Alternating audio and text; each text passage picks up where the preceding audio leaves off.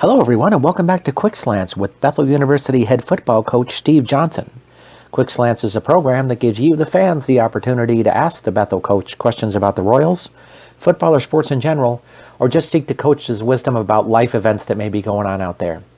In this week's episode, the coach talks with us about some team updates, including how successful surgeries have been for some of his players. He shares with us his insights about the NFL and NHL, and he talks with us a little bit about some questions people have about life issues that may be going on with them. So let's get right to Quick Slants. Well, let us welcome back Coach Johnson for our December recording of this program. So let's first of all begin, Coach, with any team updates you have for us. I had on my board here, we had a time where, time's flying right now, but I think we had a day where we had 6 days in a row where we had a guy in surgery. And so we're passing that along to the team as a, just prayer request for the guys, and not that, we don't want to make any, it's part of the deal, but our guys, have each other in mind, and they know that the rehab is tougher than, is a longer road than the surgery, doggone sleep for that, but just prayer for the doctors and the wisdom, and that things aren't things kind of go right, but quite a bit of guys.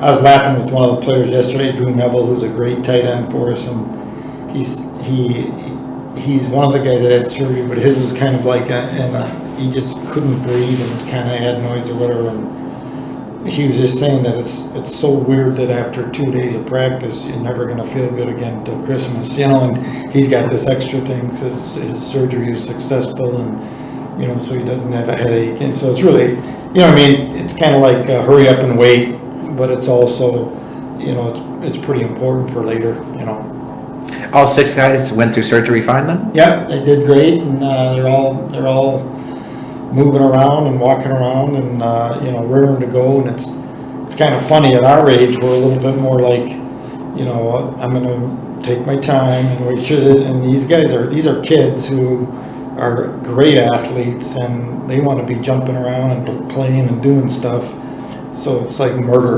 It's really anguish for them, where I'm kind of thinking, wouldn't mind, Wife will be ringing. Yeah, I wouldn't mind shuffling. Yeah, I go out for a jog and I'm shuffling anyway. So anyway, but yeah, they're really doing well, and everybody, came out so pretty well so far. So that's awesome. Yeah.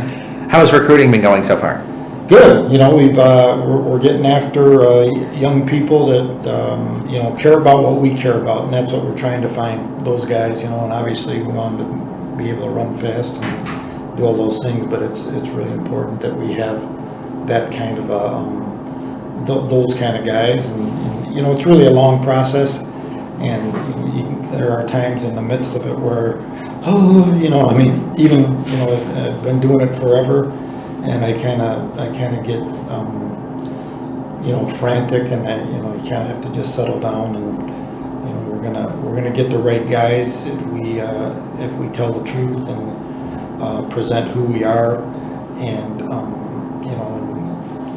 it's not it's kind of the whole process is long, and it's good, and it's important. Is there a schedule that you and the assistants are like, you're going to be in an area at a certain time to look at players? Yeah, that kind of changes right now. We have a couple guys that are out. We have Scotty Kirchhoff and Greg Peterson are out right now in Colorado, and they are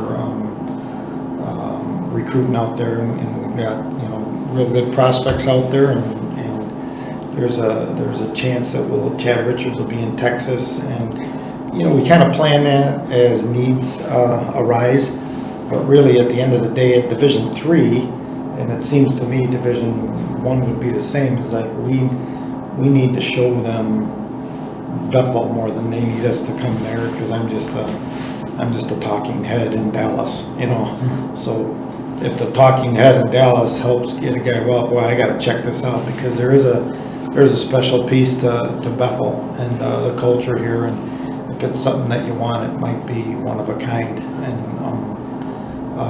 if it's not, if our culture isn't something that's ridiculously neat, we have an amazing new workout center, and none of our, some of our current players they don't want any recruits to come because of that. It's kind of neat that their hearts have been stirred by the culture of the people, not the cool facilities and whatnot. That is excellent. Yeah. Let us head to our fan questions for this month. So we first of all begin with Jim from Arden Hills, who'd like to know, how is Trey Anderson's rehab going? And with so many of the top quarterbacks on the MIAC graduating this year, do you see him as being the top quarterback in the conference next season?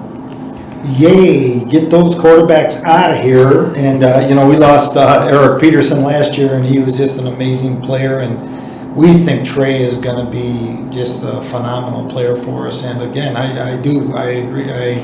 Whatever deal there is, I think Trey is going to be a great player, and we're gonna be moving in. We've got a recruit that we think is terrific from the west suburbs, and we've got Joe Carlson, and we've got some other guys in the mix. Joey Lee is here. So we feel like at quarterback we are going to go from figuring things out to being really something else. And the reason I say that is his rehab is going phenomenal. He I don't know how much I'm even allowed to talk about these things, but there was meniscus was good, and so it was as good and clean ACL surgery as there can be. And really, even the doctor, who was a famous hotshot guy, did a great job, and he's really confident that he had his other knee done in high school, and this one's going to be probably a 2-month earlier done. So very excited about that. And he's one of those guys he's an active kind of a, these guys are crazy. They're just always, what are we doing next? And so that's probably the hardest thing for Trey to work through, is not being able to go do sports and run around and that kind of thing. Have a year of resting. Yeah. A Sabbath. Yeah, a Sabbath. Yeah, but it's hard work. It hurts. Yeah. Lionel from Minneapolis would like to know, what do you expect next season's team to be like once you're healthy?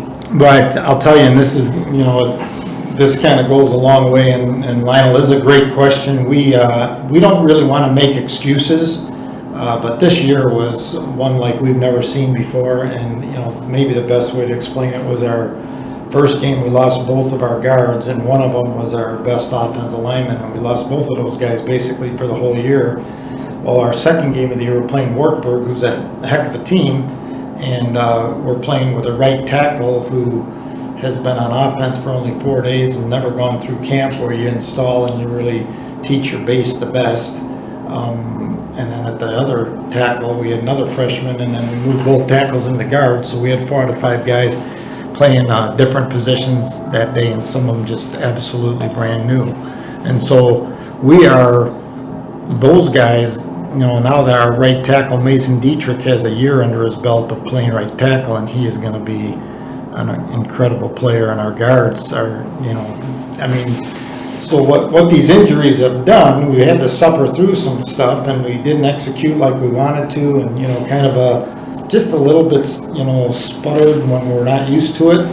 And, but in the midst of all that, cup half full, and I'd say 3/4 full to full, is that we got a lot of guys who are going to be back, some great experience and some great, even motivation, because it's easier for us as coaches and even just older people to see what could be. But when a youngster, he can't really imagine himself moving this way, but then when he sees it and feels it, it's going to be a motivator for the off-season work. And one of the things that we're awesome with is our guys. The culture of our lifting is incredible, and our guys expect a lot out of each other, but then it turns into pure joy anyway, and so they don't even know they're working hard, and they are, and they're kind of trying to outdo the coaches, and we give them more and they give us more, and then it's a great cycle. And so that excitement, mixed with experience that came out of the blue because of the crazy injuries, is really we think it's gonna bode well for our football team.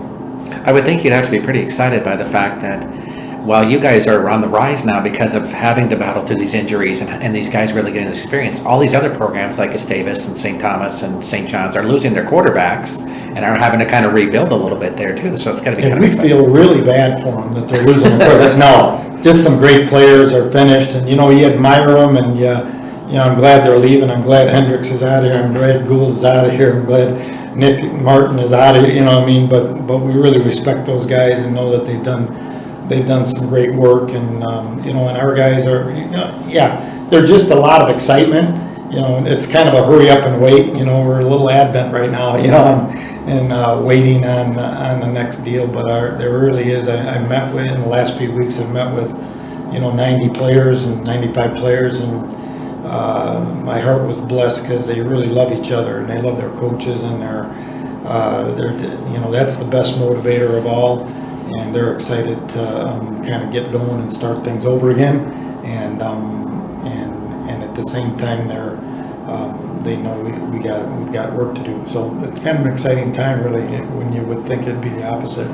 Let the countdown till August begin. Yeah, can't wait. We are ready. David from Mankato would like to know, do you find that over the years high school coaches will contact you about players they feel would be a good fit for Bethel? Do you find that they are truthful with you, or do some hype a guy that you know isn't a good fit? I think that over the years we don't. I don't think we get hyped on guys that aren't a good fit as much as sometimes a high school coach, and I don't blame them, because I know how much we love our guys, and so sometimes a high school coach will, say, well, he's a D1 guy or a D2 guy, and there's just a lot to that, and I don't know if I think that the kind of person it's become fairly well known through coaches that have been around for a while that Bethel, that we're looking for maybe a little different guy. And some of that might even be that we don't really have quite as much of a shotgun approach to our recruiting. In one way, that's bad because we miss out on some guys that we just don't know about. In another way, it's good because we can kind of concentrate on people that not only would fit us but we would fit them. I texted a recruit just this morning, and very important that he knew that we were incredibly excited about him on the field. He'd make an immediate impact on the field for us, but the other impact is longer lasting, more eternal, and a bigger deal, not only for us but for him. And that's the neat part about build your gifts like crazy and then give them away, and that's the harder part for us, because we're all selfish and we need to knock that out, but when you give it away and it's for us, the joy is increased 100-fold. Do you encourage coaches to contact you that way, or has that become too much for you? No, well, coaches can get beat up if every single coach is, especially in Minnesota, because it's kind of like college heaven here. If all the coaches are descending on the high school coaches, and they've got classes and they've got all these different things, you've got Division 1, 2, NAIA 3, smaller than 3. I mean, there's the things that we tell coaches is that a kid's got to love football. If you don't love football, it hurts too much to be in it. And so it's one of the greatest things ever. And so we want coaches that coaches contact us. But there's a real good system, the MFCA, Ron Stolsky, Dave Nelson. I'm going to forget somebody, but those guys run a great. Our state has a great deal, and they get a database going, and relationships with coaches are good, and we don't want to bother them, but we love it when they say, hey, this kid's a good Bethel kid. And sometimes what happens is a youngster will say, I'm interested in Bethel, and we won't know that, but he'll tell his coach, and then his coach will tell us, and so those kinds of things happen. So there is a networking piece like that, but coaches, I wouldn't say they overhype their players, but they do. But hype sounds like they're lying. It's more like they just love the kids and want what's really good for them. And sometimes we were just talking with some other coaches this morning on our in the hallway, not even just football coaches, is that people don't realize how good the level of play in the MIC is. I mean, these teams are ridiculous in all the sports, and not everybody can play. And I think sometimes there may be some coaches, that don't realize that, not every high school kid can play at the college level, and then there's maybe another step past that, the MIC, and so on and so forth. You guys have had two teams from the conference in the football playoffs every year for like the last 12 or 13 years, hasn't it been? Yeah, a lot of years, and they've done well, including us and St. Thomas most notably. Absolutely. Our next question comes from Greg from St. Paul. Would like to know, do you think St. Thomas could win it all?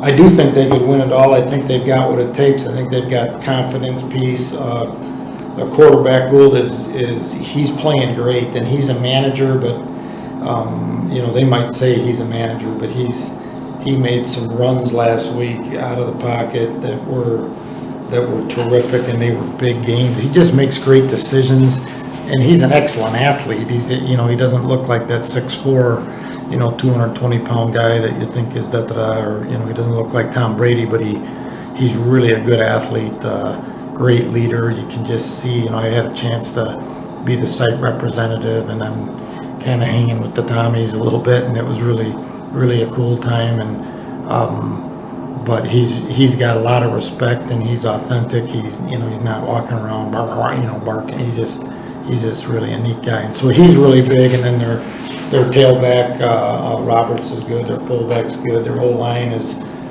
really plays well together, and they're big, huge guys. That one thing I've noticed that they don't get wigged out, by something bad happening, or they score a touchdown, they celebrate, and then get to the next deal. And I think that's part of that's just like having confidence that's not drummed up. It's real stuff, and so they've got all the pieces. And probably the main reason, though, and I go through all that other stuff to get back to this, is Wally Kaczynski does a great job with their defense, and those guys, they know what they're doing, and they make a quarterback make a decision awful quick, and that's just so hard to do. And I know people can't emulate that, and so they really get after it, and they're disciplined, and they're sound, and Wally's got them playing really well, and so they've got a lot of speed. So they've got a great defense mixed with that. They can pound you on the other side. So absolutely. Our next question comes, have you followed the Division III playoffs, and if so, who do you think is the clear team to beat? I haven't seen everybody play, and so I know that St. Thomas, I know them the best, obviously. St. Thomas is one of the teams to beat, without a doubt, I would say, going in. And this is kind of just history. We've played Mount Union a couple times and know how good they are. And how are they compared to a couple of years ago? I don't know, but they would be a team to beat, Mount Union. I don't know that anybody plays the schedule day in and week in and week out that our league does. St. Thomas has got to be one of the favorites, I would say. I think Wesley is very good. They've got very good athletes. I don't know that I'd rank. I would say St. Thomas, Mount Union, and one of the either Whitewater or Oshkosh would be the top three, and then I don't know where to go with Mary Hardin, Baylor, and Wesley. But those would be the five that I think. And I'm not saying Wabash can't beat St. Thomas this week, but I think St. Thomas is probably a little better team up at their place and everything else. Sounds good. No complaints on my side from that perspective. Jenny from St. Paul would like to know, I don't understand why a defensive player can't grab the face mask of the person he's trying to tackle, but I see running backs stiff arm people and push them against a face mask every week, it seems. Isn't this the same thing?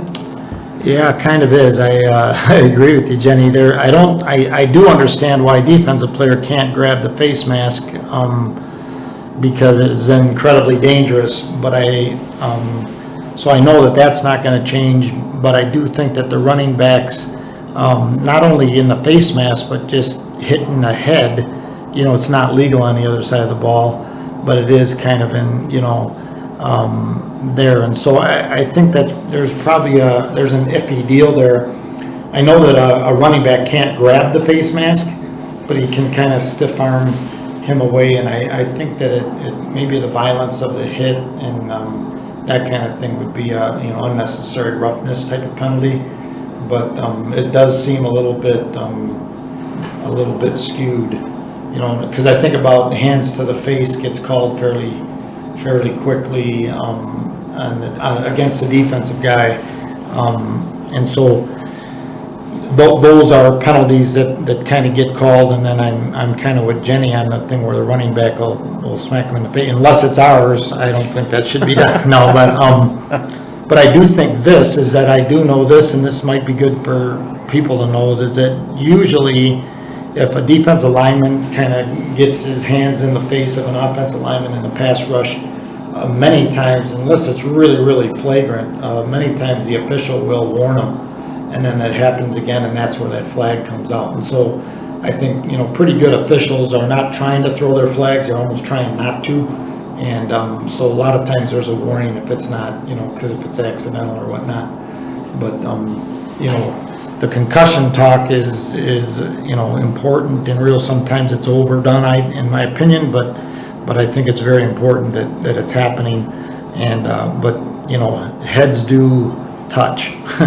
In football, and what we want to take away is the kind of the collisions that are mean and seem like they're meant to hurt, and to hurt a guy, and I think that'll help with the concussion things. Our next question comes from Alan from Minneapolis, who asked, Coach, I am a freshman in high school and want to play varsity next year. I have size, but the coaches say I need to work on my footwork. Do you have some tips?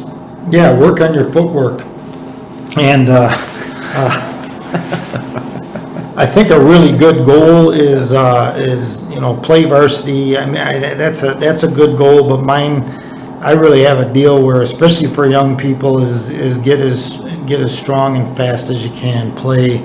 If you got to work on your footwork, work on your footwork. Your coaches are right. Size is. I have 5 S's, and they're all important. So it's not like but they are in order, and 5 is 5th.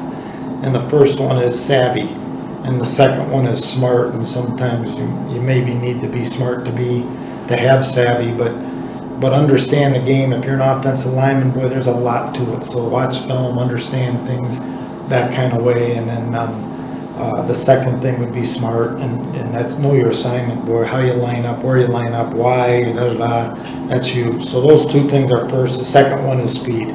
And for an offensive lineman, you're talking about quick feet and you have size. I'm thinking that you might be a lineman type guy, but either way, footwork is ridiculously important. And the way that you do increase your speed is by lifting. So strength. So strength is 4, and then size is 5. So it goes speed, strength, size in that order. If you're too big and you can't move around, that you're not going to be as good a player as you can be. So I would let the play in varsity take care of itself. Work your body and your footwork and your mind to get ready to give your gifts away to your teammate, to be the best player you possibly can for them, and then everything will take care of itself. You have to trust the coaches. You just trust the coaches. Trust them. It sounds like if you're smart about what you can do and you build yourself some speed, you can make up for a lot of other shortcomings in some areas by having those kind of skill set to yourself. Yeah, and I think that's a good point. But I also think that your shortcomings, you can ignore them because they'll go away. If you have great feet and you understand the game, unless there's not much room for error at the NFL level.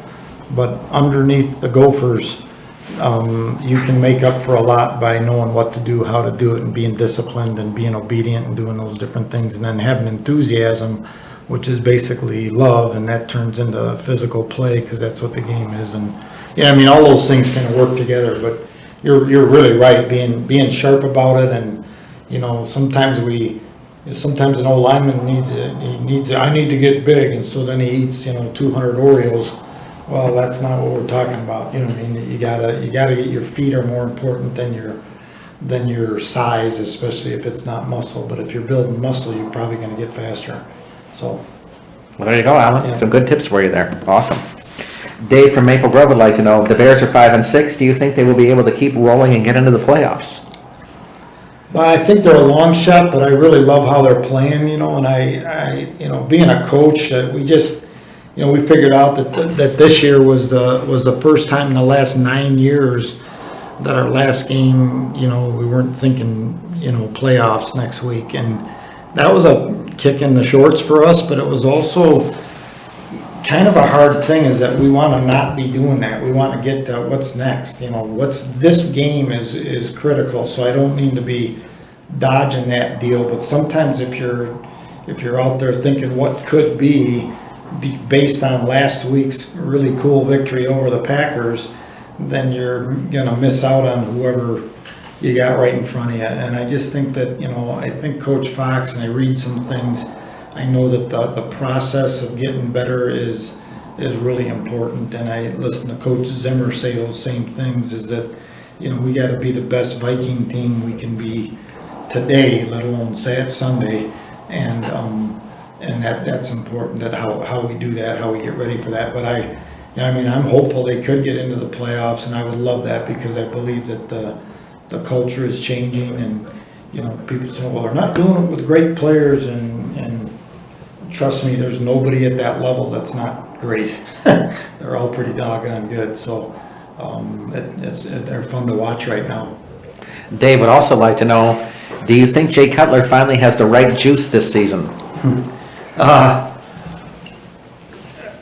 He's getting there. We all have juice, and we all have juice all the time. And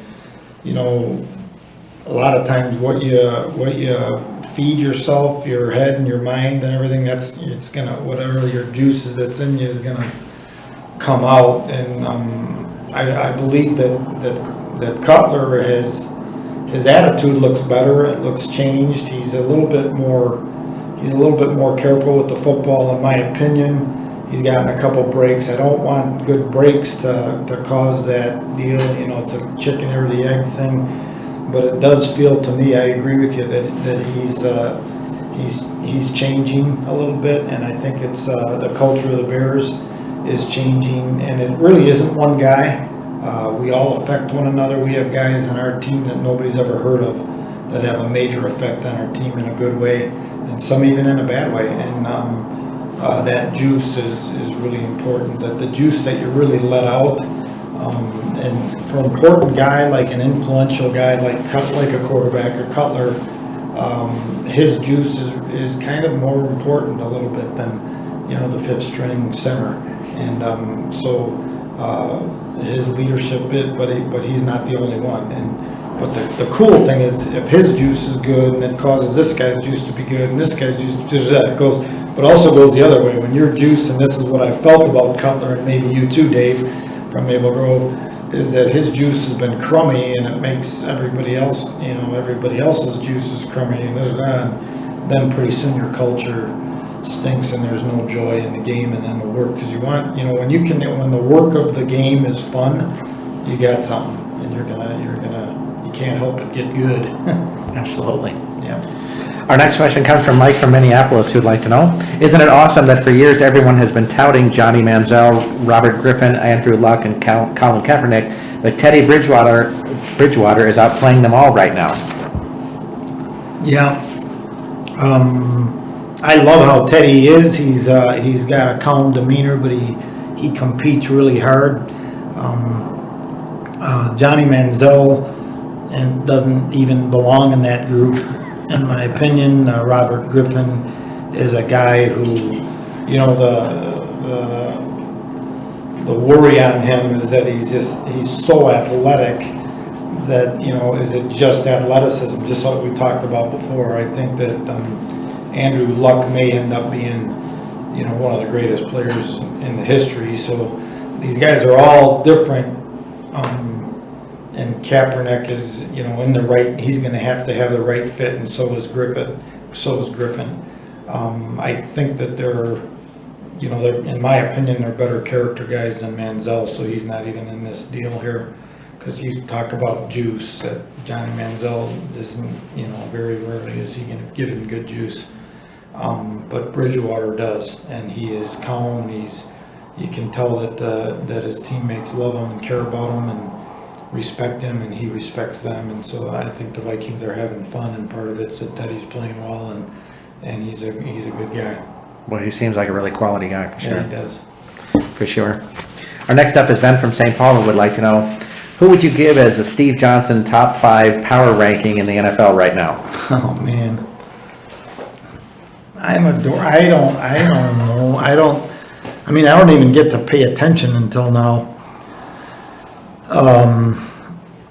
Boy, I'm a Bear fan who I kind of try not to tell too many people this, but I really like Aaron Rodgers, and I'm kind of loving what the Vikings are doing right now because I like a great running back mixed with a high efficiency passing game.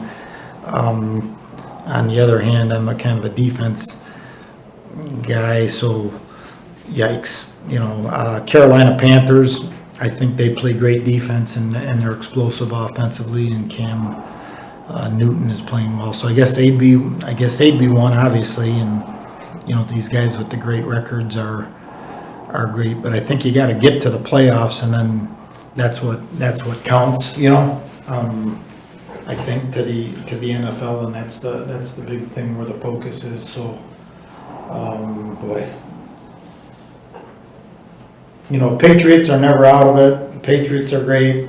Carolina's great. Arizona, I like Arizona. I keep waiting for the Packers. I think they're better on defense, ironically, but they're just not clicking real well. So I'd maybe put them 5, and then somebody'd have to help me with 4. Cincinnati, maybe? Cincinnati, yeah. Kind of like Cincinnati. They look pretty good so far. Mm-hmm. Thank you.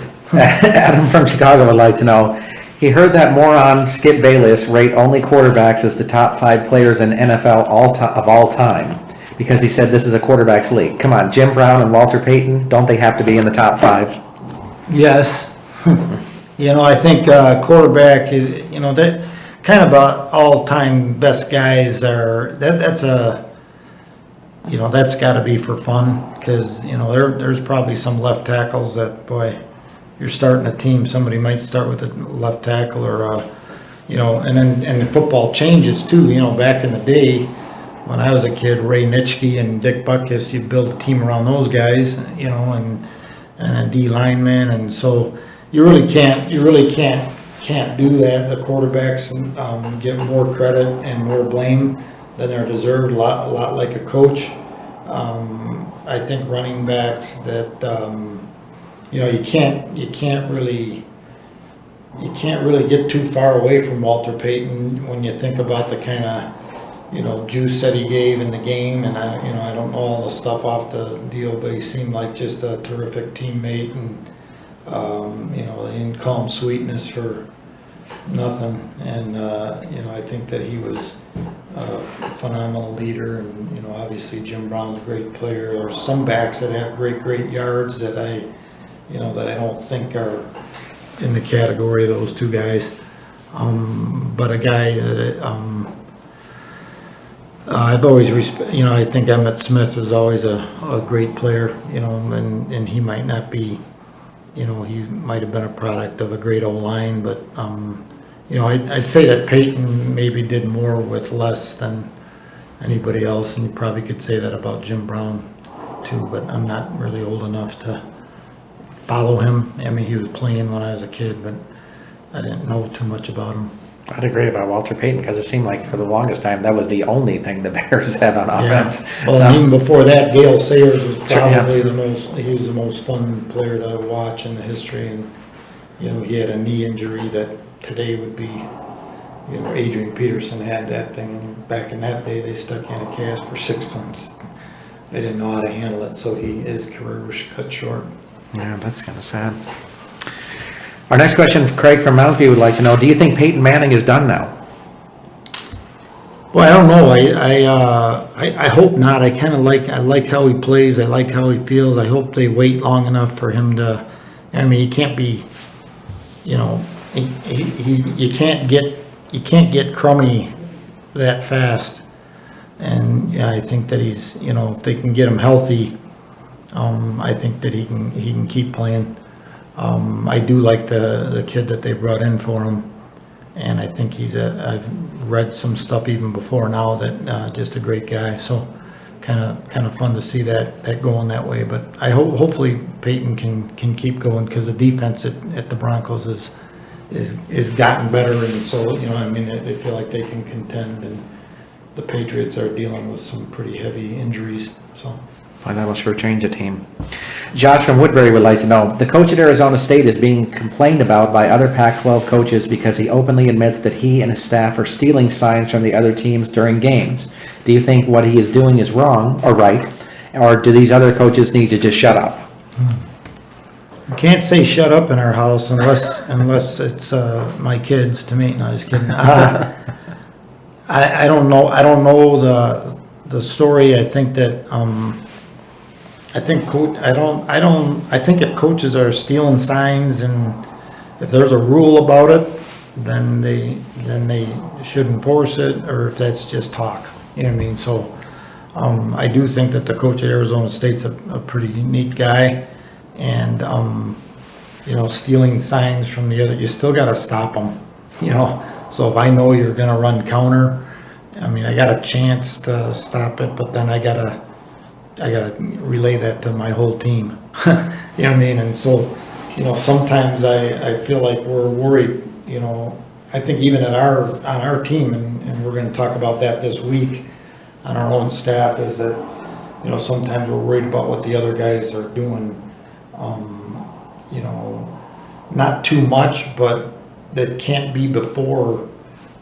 Playing great, having our core and our base and our the foundation of who we are on defense. We've got to have that set, and then worry about the other things. So, maybe it's overrated and it's all that stuff. But if you're not supposed to do it, then he shouldn't do it. And if he's not doing anything wrong, then those other coaches should be quiet. Dan from Richfield would like to know, I know they talk a lot about concussions each week in the NFL. As a guy who has been around football for such a long time, is it obvious to you when a guy has suffered a concussion? No, I think that the word's getting thrown around quite a bit. I think there are guys that you kind of get stunned and you kind of see stars, or whatever you want to call it. But you can get stunned. I think you can get knocked out without having a concussion, and a concussion by definition is a bruise on the brain. And I